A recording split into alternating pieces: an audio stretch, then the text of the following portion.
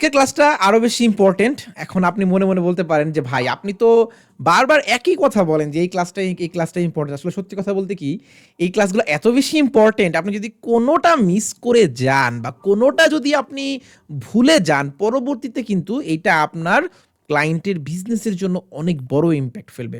যেমন ধরেন আজকের ক্লাসটা GMB suspension, prevention and recovery very, very, very important. কেন? কারণ দেখেন এই যে এর আগে যে ২৭টা ক্লাস করলাম, এর কোনো একটা যদি আপনি ইমপ্লিমেন্টেশনে না করেন, আপনি হয়তো র‍্যাংক পাবেন না। কিন্তু এইখানে যদি কোনো একটা ভুল করেন, আপনার জিএমবিটাই সাসপেন্ড হয়ে যাবে। অর্থাৎ আপনার ক্লায়েন্টের এই যে ২-৩ বছরের কষ্টের যে বিজনেস, এত ছবি, রিভিউ সব পুরা বিজনেসটাই গায়েব হয়ে যাবে।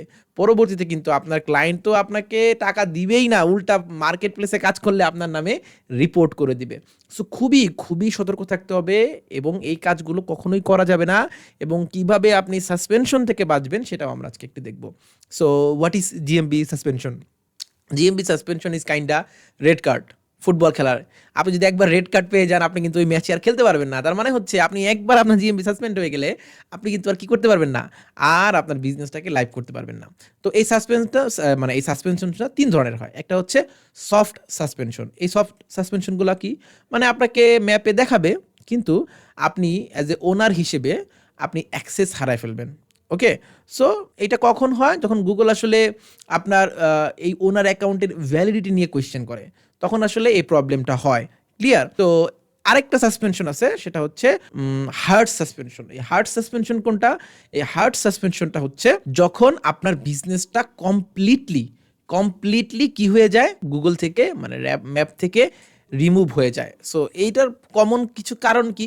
যদি আপনি ফেক অ্যাড্রেস, কিওয়ার্ড স্টাফিং করেন, তখন হচ্ছে কিন্তু আপনাকে একদম কমপ্লিটলি জিএমবি থেকে রিমুভ করে দেয়। তো এই সকল ক্ষেত্রে আবার ফিরে আনা যায়। এই কিভাবে ফিরিয়ে আনতে হয় এটার একটা ভিডিও আমি পরবর্তী ক্লাসে দিয়ে দিব, লাইভ একটা প্রজেক্ট আপনারা একটু দেখে নেবেন। এবং আপনি যদি একটু ফাইবারে চলে যান, তাহলে আপনি দেখতে পারবেন প্রচুর এরকম মানুষজন সার্ভিস দিচ্ছে জিএমবি রিইনস্টেট। জিএমবি রিইনস্টেট মানে কি? এই যে দেখেন জিএমবি লেখার সাথে সাথে চলে আসছে জিএমবি রিইনস্টেট, মানে আপনার জিএমবি প্রোফাইলটা সাসপেন্ড হয়ে গেছে, সেটা ফিরে আনতে হবে। এবং এরকম সার্ভিস দিয়ে মানুষ হাজার হাজার লাখ লাখ টাকা ইনকাম অলরেডি করে ফেলছে এবং করতেছে। তো এখন দেখেন এই প্রবলেমটা আসলে মানে কি কেন হয়?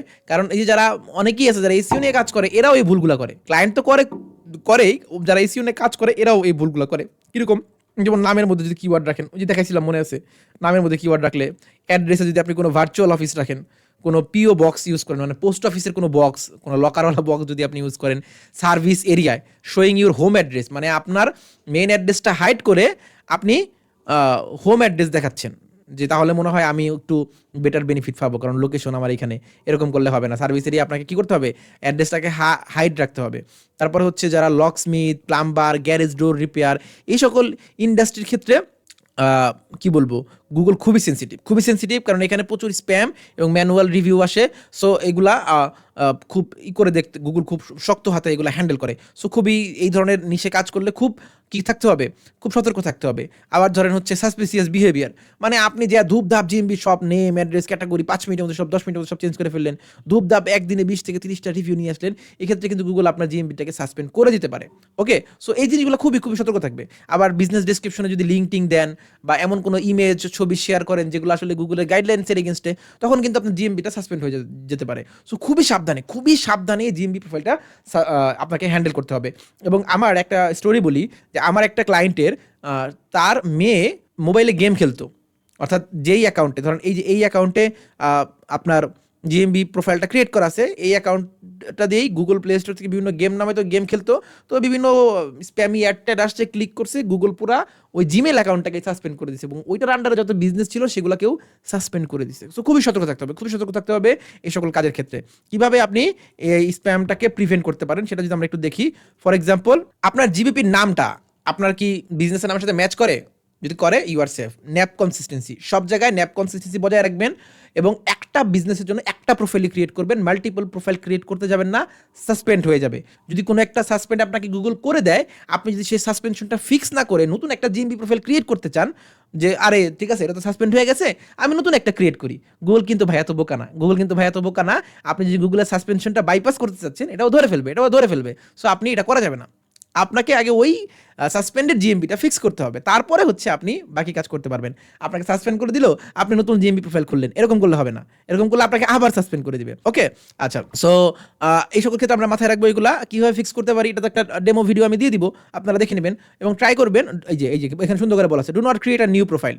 আপনি কখনোই নতুন প্রোফাইল ক্রিয়েট করার চেষ্টা করবেন না, কারণ গুগল এটা কী মনে করবে যে আপনি trying to bypass the suspension. কী করতে হবে, আপনাকে বুঝতে হবে যে আপনি আসলে কী করছেন, কী ভুলটা করছেন, সেটা ভুলটা আগে ফিক্স করতে হবে, তারপরে গুগলের কাছে রিভিউ করতে হবে। যেমন ধরেন আমার একটা ক্লায়েন্ট আমার কাছে আসছিল, সে তার জিএমপি সাসপেন্ড হয়ে গেছে, পরে যায় দেখি কি তার নামের সাথে তার লাইসেন্সের যে বিজনেসের যে নাম সেটা মিল নাই, এই জন্য সাসপেন্ড করে দিছে। পরে আমি সুন্দর করে ঠিক করে তারপর হচ্ছে গুগলের কাছে অ্যাপ্লাই করছি, সুন্দর করে ও ঠিক করে দিছে। ওই ভিডিওটা আপনাদেরকে আমি দিয়ে দেবো, সমস্যা নেই।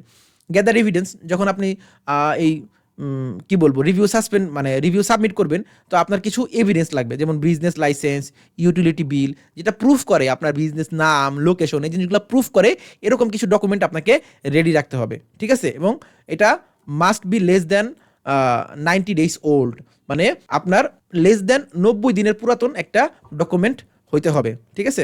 এরপরে আপনি কিভাবে রিইনস্টেটমেন্ট প্রসেস সাবমিট করবেন এটা তো আমি লাইভ ভিডিওতে দেখাই দিব, যা এখানে সুন্দর করে নোট করে দেওয়া আছে, এবং আপনাকে ওয়েট করতে হবে 3 থেকে 5 দিন আপনাকে অপেক্ষা করতে হবে। জাস্ট একটা জিনিস অলওয়েজ মাথায় রাখার চেষ্টা করবেন, never submit an appeal until you have actually fix the violation.